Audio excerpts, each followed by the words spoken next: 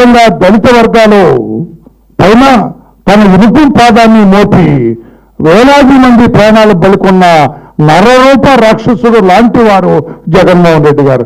అందుకనే దళిత వర్గాలకు విజ్ఞప్తి చేస్తున్నా, ఈయన ఒక దళిత వ్యతిరేకి, దళిత ద్రోహి. బీసీ వర్గాలకు విజ్ఞప్తి చేస్తున్నా, బీసీలంటే ఇతనికి పడదు, బీసీలు తెలుగుదేశం పార్టీ వైపు ఉన్నారని మాయ చేయడానికి ప్రయత్నం చేస్తున్నారు. బీసీల సోదరులారా తస్మాత్ జాగ్రత్త అని విజ్ఞప్తి చేస్తూ ఉన్నా.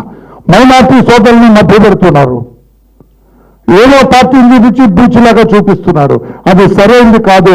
మైనార్టీ వర్గాలందరూ కూడా ఒక్క ఉదాహరణ చాలు.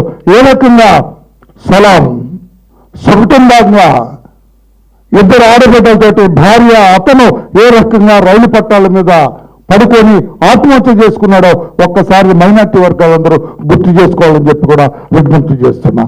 కాపులను ఏ రకంగా మాయ చేశారు, బిల్డింగ్ వేశారు, ఇతను గుర్తు చేసుకోవాలి. మహిళల పట్ల ఎన్ని దాడులు జరుగుతున్నాయి, ఎన్ని అరాచకాలు జరుగుతున్నాయో ఒక్కసారి మహిళలు గుర్తుంచుకోవాలా.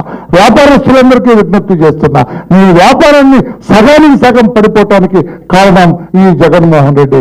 అందుకే అన్ని వర్గాలను కూడా హింసకు గురి చేసి అన్ని వర్గాల్ని హింసించిన ఒక నరకాసురుడు లాంటి వ్యక్తి జగన్మోహన్ రెడ్డి గారు.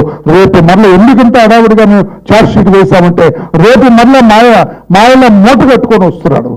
మేనిఫెస్టో రూపంలో మరలా మాయ చేయడానికి వస్తున్నాడు. అతని మాటలు నమ్మొద్దు అని చెప్పి తెలియజేయటం కోసం ఈ ఛార్జ్ షీట్ చాలా ఒక పుస్తకం రూపేణ ఈ ఛార్జ్ షీట్ వేయటం జరిగింది. ఈ ఛార్జ్ షీట్ ప్రతి ఇంటికి, రాష్ట్రంలో ప్రతి ఇంటికి పంపిస్తాం.